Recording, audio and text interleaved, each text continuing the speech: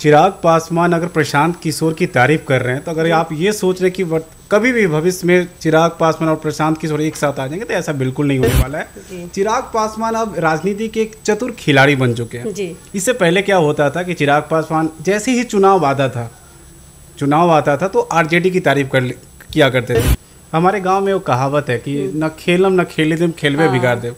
मानिए कि बीते कुछ वर्षों से चिराग पासवान बिहार की राजनीति में कुछ ऐसा ही कर रहे हैं। अब 2020 की चुनाव भी देख लीजिए, जैसे ही चुनाव पास आएगा तेजस्वी मेरे भाई है, लालू यादव हमारे गार्जियन है। हाँ, ये ब्लैकमेलिंग की राजनीति जो चिराग पासवान कर रहे हैं।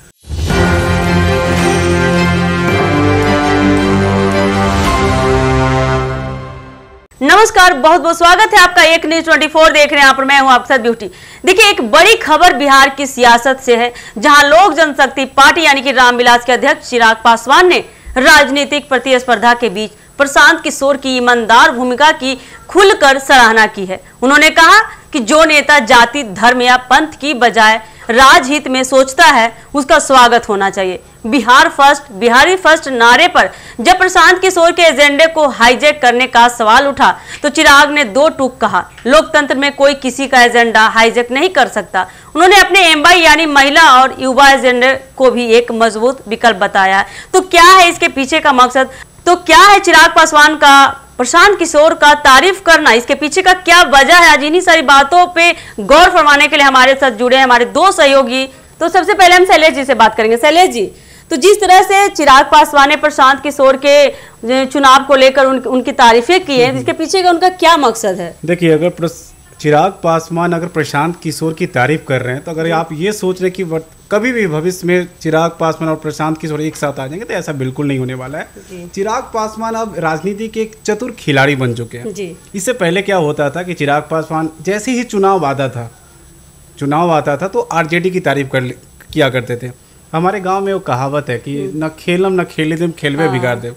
मानिए कि बीते कुछ वर्षों से चिराग पासवान बिहार की राजनीति में कुछ ऐसा ही कर रहे हैं। अब 2020 की चुनाव भी देख लीजिए, जैसे ही चुनाव पास आएगा तेजस्वी मेरे भाई है, लालू यादव हमारे गार्जियन है। हाँ, ये ब्लैकमेलिंग की राजनीति जो चिराग पासवान कर रहे हैं।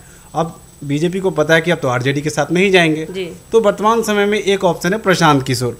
तो ये सीट बार्गेनिंग करने का एक तरीका है।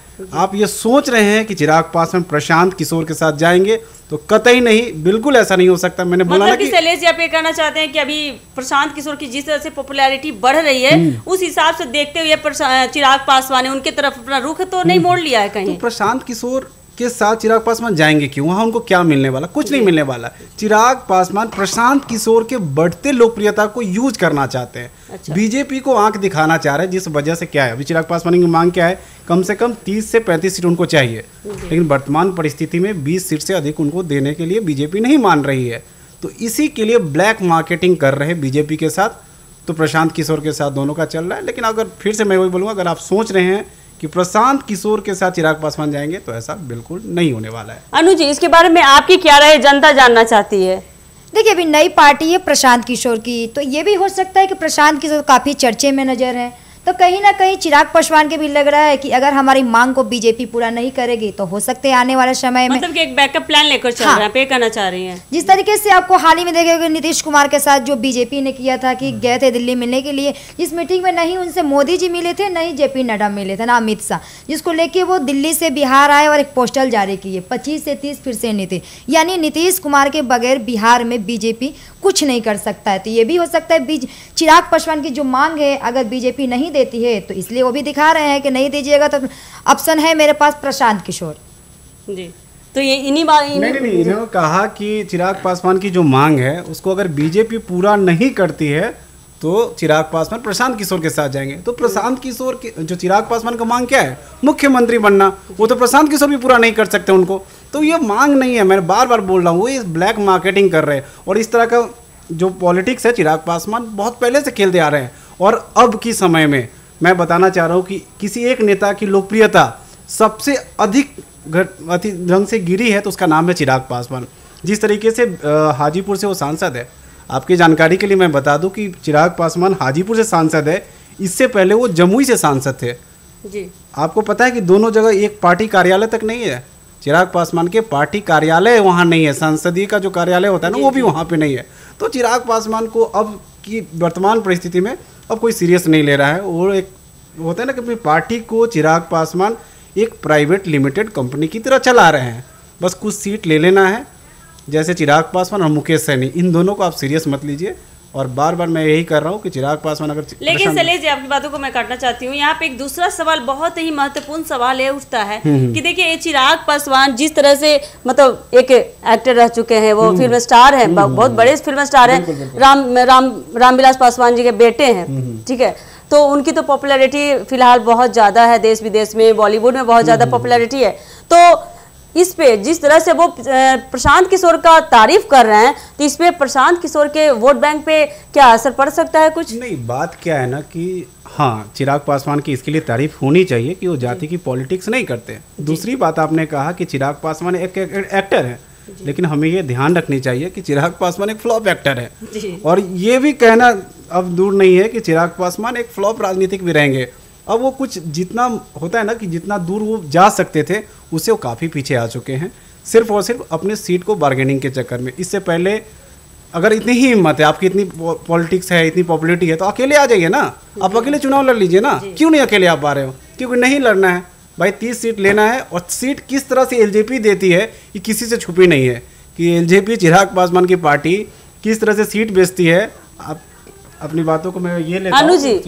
अनु जी आप क्या कहना चाहती हैं? क्या प्रशांत किशोर के आगामी बिहार विधानसभा चुनाव पे इसका कोई असर पड़ सकता है? जिस तरह से चिराग पासवान तारीफों के पुल बांध रहे हैं, तो जरूर इनसे तो कुछ फायदा या नुकसान प्रशांत किशोर को तो जरूर होने वाला है। बिल्कुल, नुकसान तो नहीं होगा, कहीं ना कहीं उनको फायदा ही होगा। क्योंकि जो इनके जातिवादी की बात करें तो जो चिराग पासवान है, कहते हैं कि हम गरीबों की मसीहा हैं, दलितों की बात करते हैं, तो कहीं ना कहीं जो इनकी वोट बैंक है तो प्रशांत किशोर के मिलेगा ही, इन पर तो जरूर असर पड़ेगा, लेकिन बीजेपी पर घाटा भी पड़ सकता है।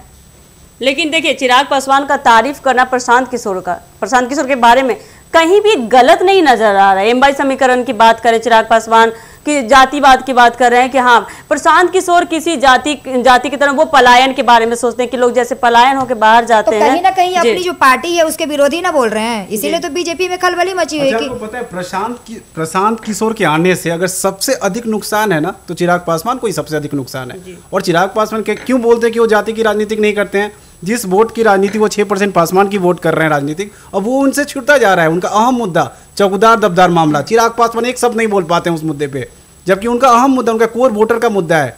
लेकिन पूछने जाइए, जैसे कि आपने देखा होगा एयरपोर्ट में मैंने उनसे पूछा, सवाल से बचते हुए भाग गए। इस जूस लेके उनके जो सांसद हैं वो जीजा जी गए, उनका ये आंदोलन को तुड़वा दिए, अनशन तुड़वाने के बाद फिर अभी तक कोई नहीं है। कल भी हमारी बात हुई उनसे चिराग पासवान जी से, उन्होंने बोला इस मुद्दे पे हम एक भी बयान नहीं देंगे। शैलेश मतलब कि खुद आप कहना चाहते हैं कि खुद अपनी जाति पासवान समाज के जो चौकीदार दफादार भाई लोग हैं उन्हीं के मुद्दे को अभी चिराग पासवान नहीं सुन रहे हैं। पूरे बिहार के नेता बनने के चक्कर में जिस कोर वोटर जो पासवान का जो 6 से 7% का वोट है, जिसकी बदौलत चिराग पासवान पूरे बिहार की राजनीति कर रहे हैं, यकीन मानिए आगामी चुनाव में इस वोट बैंक में काफी कटौती होने वाली है। जी, तो जैसा कि अभी आपने सुना कि कैसे चिराग पासवान प्रशांत किशोर की तारीफें करते नजर आए और क्या है उनके तारीफ करने के पीछे का मकसद। जैसा कि हमारे सहयोगियों ने बताया कि चिराग पासवान हमेशा पलटी मारते रहते, जिधर का पलड़ा देखते हैं भारी उधर की तरफ मुख कर लेते हैं।